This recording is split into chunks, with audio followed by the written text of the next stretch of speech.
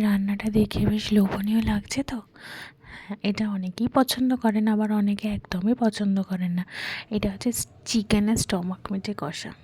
Stomach মেটের বা গলা দিয়ে এই যে ঝালটার জন্য আমরা ফার্স্টে আলুটা মধ্যে একটুখানি হলুদ গুঁড়ো দিয়ে তেলের মধ্যে ভালো করে ভেজে নিচ্ছি। আলু এখানে না ইউজ করলেই ভালো হয়, কারণ আলু খেতে যেহেতু আমরা খুব ভালোবাসি, তাই জন্য আলুটা আমরা অ্যাড করেছি। আজকে হাতে সময় খুব কম, খুব তাড়াহুড়োর মধ্যে রান্নাটা করতে হবে, কারণ একদিকে বেরোনোর আছে। তা সত্ত্বেও মনে হলো যে এটা শেয়ার করি আপনাদের সাথে। হ্যাঁ, এই রান্নাটা অনেকে হয়তো পছন্দ করেন না, আবার অনেকে ভীষণ ভালোবাসেন। আমরাও কিন্তু খুব ভালোবাসি, মাংসর থেকেও এইসব স্টমাক মেটে এইসব খেতে আমার খুব ভালো লাগে, খুব খুব। এইভাবে আমি শেয়ার করি একটু আপনাদের সাথে। দেখুন, আলুগুলো ভাজা আমার প্রায় কমপ্লিট হয়ে গেছে, আর লাল বেশি করব না। এবার তুলে নেব। আলুগুলো তুলে নেওয়ার পর আর একটুখানি সামান্যই তেল অ্যাড করেছি, করে তার মধ্যে তেজপাতা দিয়ে দিলাম, আর একটুখানি চিনি দেব গরম তেলের কালারটার জন্য।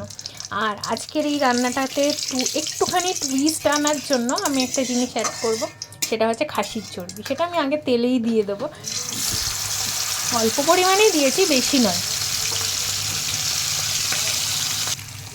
চর্বিটা একটু ভাজা হয়ে যেতেই এর মধ্যে আমরা অ্যাড করব পেঁয়াজ কুচি। পেঁয়াজটাকে ভালো করে লাল লাল করে ভেজে নেব। পেঁয়াজটা যাতে তাড়াতাড়ি ভাজা হয়ে যাবে, নরম হয়ে যায়, তার জন্য একটুখানি নুন অ্যাড করছি। পেঁয়াজটা ভাজা ভাজা হয়ে গেছে, এবার আমি রসুন বাটা অ্যাড করছি।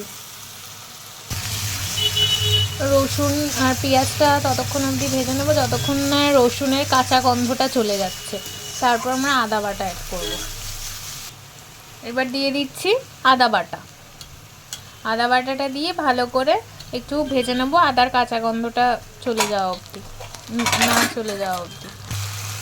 এরপর আমরা টমেটো ছোটো ছোটো করে কেটে নিয়েছি, সেইটাকে অ্যাড করে দেব, দিয়ে ভালো করে মশলাটাকে কষিয়ে নেবো। তারপর গুঁড়ো মশলা অ্যাড করব।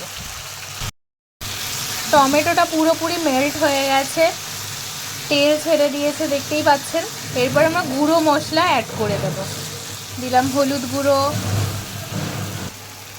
লঙ্কার গুঁড়ো, এটা ঝাল লঙ্কার গুঁড়ো, কারণ এইগুলো একটু ঝাল ঝাল না হলে ভালো লাগে না।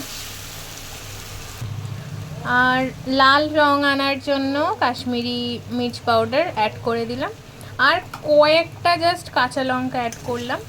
এর ঝাল অনুযায়ী যদি ঝালটা কম হয় আরও লঙ্কা পরে অ্যাড করব। এরপরে মশলাটাকে একটুখানি তেলে নেড়ে নিচ্ছি। মশলাতে সামান্য একটুখানি জল অ্যাড করছি যাতে কড়াইতে লেগে না যায়। এরপর মশলাটাকে ভালো করে কষতে দেবো ততক্ষণ পর্যন্ত যতক্ষণ না তেল ছেড়ে আসছে আমাদের এই মশলা থেকে। আপনারা নিশ্চয়ই দেখতে পাচ্ছেন মশলা থেকে তেল ছেড়ে দিয়েছে, তার মানে আমাদের মশলাটা খুব ভালোভাবে কষানো হয়ে গেছে। যেহেতু মশলাটা কষানো হয়ে গেছে, তাই আমরা এবার স্টমাক মেটে এগুলোকে অ্যাড করে দিচ্ছি, দিয়ে এরপরে ভালো করে কষাবো। দেখুন বন্ধুরা, আমাদের এই কষানো চলছে স্টমাক মেটে, দেখতেই পাচ্ছেন প্রচুর পরিমাণে জল বেরিয়েছে। এটা আরও অনেকক্ষণ কষাতে হবে এখনও।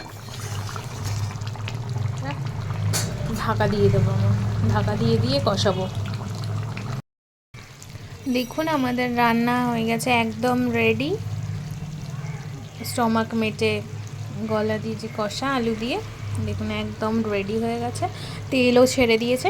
এরপর আর কিছুই না, জাস্ট একটুখানি উপর থেকে গরম মশলা অ্যাড করবো,